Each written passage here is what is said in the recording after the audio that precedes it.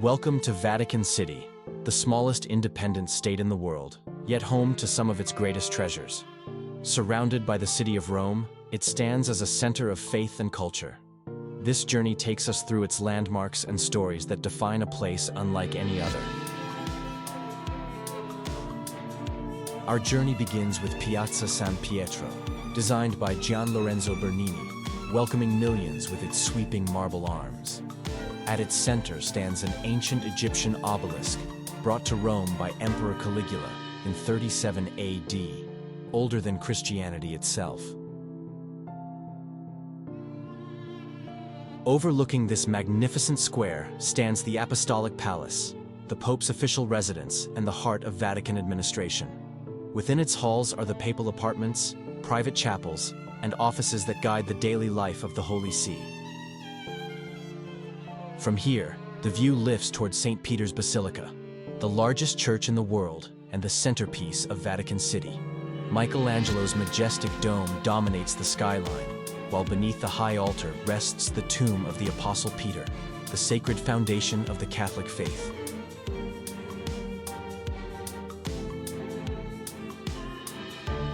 Beyond the Basilica lies the Sistine Chapel, the artistic heart of the Vatican. Michelangelo covered its ceiling with scenes of creation and judgment, more than 500 square meters of visionary art. Beneath this painted sky, cardinals meet in solemn silence to choose each new pope. Leaving the chapel behind, the path leads into the Vatican Museums and the Braccio Nuovo. The new wing opened in 1822. Its grand corridor of light and marble displays statues of Roman emperors once taken by Napoleon and triumphantly returned to the Vatican. Just in front lies the Pinecone Courtyard, named for its massive bronze pine cone cast in ancient Rome. Once part of the Pantheon, it now stands here as a symbol of eternal life. Close by is the Octagonal Courtyard, one of the Vatican's most historic spaces. Here stands the Laocoon group, a Hellenistic masterpiece rediscovered in 1506 that inspired Michelangelo and helped shape the art of the Renaissance. The Vatican Museums entrance marks the gateway to one of the greatest art collections on Earth. Founded in 1506, the museums stretch more than 7 kilometers, preserving masterpieces from ancient Egypt to the Renaissance under one sacred roof. Moving deeper into the complex, we arrive at Casina Pio IV, a 16th century villa built for Pope Pius IV. Today, it houses the Pontifical Academy of Sciences, where scholars and scientists come together to explore the wonders of creation.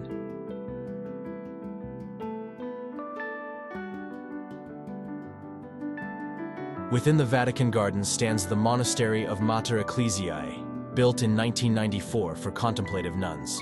It later became home to Pope Benedict XVI after his 2013 resignation, the first pope in 6 centuries to retire and live here in quiet reflection. Just next to it stands the Vatican Radio Museum, preserving the history of the Church's global voice. Here you can see the original transmitters, built by Guglielmo Marconi, used to broadcast the Pope's words to the world for the very first time in 1931.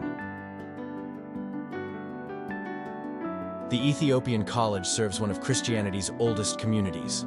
It stands as a living link between Africa's ancient faith and the Vatican today.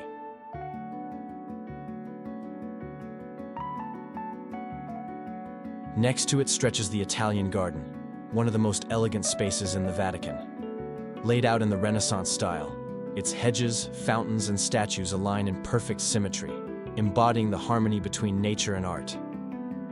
On the western side of Vatican City stands the Vatican Radio Transmission Center, completed in 1931 with the help of Guglielmo Marconi.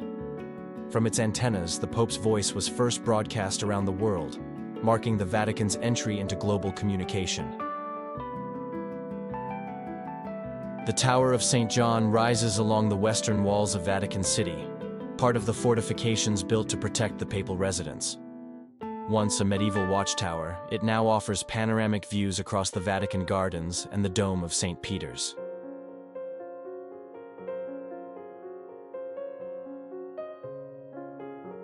Next, we arrive at the Vatican Picture Gallery, which holds one of the most important collections of Renaissance art in the world.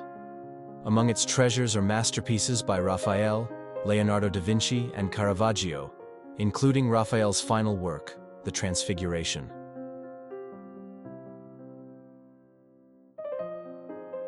Behind St. Peter's Basilica stands the Governor's Palace, the administrative center of Vatican City. Built in the 1930s, it houses the offices that manage the state's daily affairs, surrounded by gardens shaped like the papal coat of arms. In front of it, we find the Church of St. Stephen of the Abyssinians, the oldest church within the Vatican walls. Built in the 5th century, it still serves the Ethiopian Catholic community, preserving one of Christianity's most ancient liturgical traditions.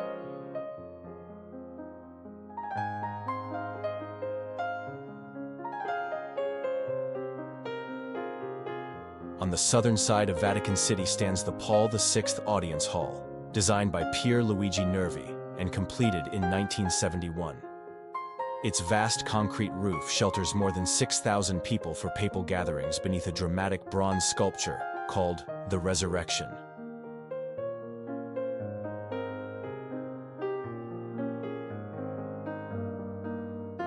Our final stop is the Vatican City train station, completed in 1933 under Pope Pius XI. With just a single short track connecting to Rome, it remains one of the world's smallest railways, a symbolic link between the Vatican and the modern world.